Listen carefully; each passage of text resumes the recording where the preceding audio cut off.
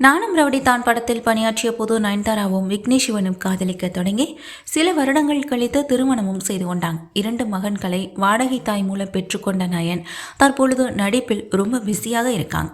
அவரது நடிப்பில் அடுத்ததாக டாக்ஸிக், மண்ணாங்கட்டி, ராக்காயி உள்ளிட்ட படங்கள் வரவிருக்கின்றன. இந்த நிலையில் அவரது பேட்டி ஒன்று சோசியல் மீடியாவில் ட்ரெண்ட் ஆகியுள்ளது. கேரளாவில் இருந்து தமிழ் சினிமாவுக்கு வந்த நயன்தாரா தொடர்ச்சியாக ஹிட் படங்களில் நடித்தாங்க. அவர் தன்னுடைய கேரியரின் உச்சத்தில் இருக்கும்போது சிம்பு, பிரபுதேவா ஆகியோரை காதலித்து பிரேக்கப்பும் பண்ணினாங்க. 2 காதல்கள் அடுத்தடுத்து உடைந்து போனதால் சிங்கிளாகத்தான் காலம் முழுக்க இருப்பாரோன்னு அனைவருமே கருதினாங்க. அப்படிப்பட்ட நிலைமையில் நானும் ரவுடித்தான் படத்தில் நடித்த போது அதன் இயக்குனர் விக்னேஷ் சிவனை காதலித்தாங்க. சில வருடங்கள் லிவிங்கில் இருந்த அவர்கள் திருமணம் செய்து கொள்ளும் முடிவுக்கும் வந்தாங்க. சில வருடங்களுக்கு முன்பு மகாபலிபுரத்தில் வைத்து திருமணமும் செய்து கொண்டாங்க. அந்த திருமணத்தில் பாலிவுட் சூப்பர் ஷாருக் கான் தொடங்கி கோலிவுட் சூப்பர் ஸ்டார் ரஜினிகாந்த் வரைக்கும் ஏராளமானோர் வந்திருந்தாங்க. அது மட்டுமில்லாமல் தமிழ்நாடு முழுவதும் அனாதை குழந்தைகளுக்கு அந்த தம்பதி அன்றைய தினம் உணவும் வழங்கியது குறிப்பிடத்தக்கது. ஒட்டுமொத்த தமிழ்நாடும் அவர்களுக்கு வாழ்த்து மழையும் பொழிந்தது.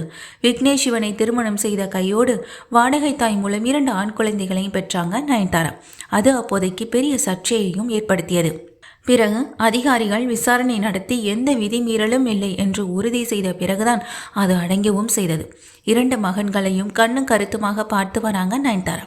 அவருக்கு விக்னேஷும் முழுக்க சப்போர்ட் பண்ணிட்டு வராங்க. திருமணமாகி குழந்தை பெற்றுக்கொண்டதால் நடிப்பில் இருந்து விலகுவார் என்றுதான் பலரும் எதிர்பார்த்தாங்க. ஆனால் தொடர்ந்து நடித்து வராங்க நயன். அவர் கையில் இப்போது டாக்ஸிக், மண்ணாங்கட்டி உள்ளிட்ட படங்களும் வரவிருக்கின்றன. முக்கியமாக டாக்ஸிக் திரைப்படத்தின் மீது உச்சக்கட்ட எதிர்பார்ப்பு எழுந்திருக்கின்றது. இந்த நிலையில் சிவகாசி படத்தில் ஒரு பாடலுக்கு மட்டும் நடனமாடியது தொடர்பாக சில வருடங்களுக்கு முன்பு கொடுத்த பேட்டியில் பேசியிருப்பது திடீரென ட்ரெண்ட் ஆகியுள்ளது. அந்த பேட்டியில் சிவகாசி படத்தில் ஒரு பாடலுக்கு ஆடலாம் என நான் முடிவு செய்த போது எல்லாரும் என்கிட்ட வந்து ஏன் இந்த முடிவை எடுத்தீங்க, தொடர்ந்து இனிமே அதுக்கு மட்டும்தான் கூப்பிடுவாங்கன்னு சொன்னாங்க.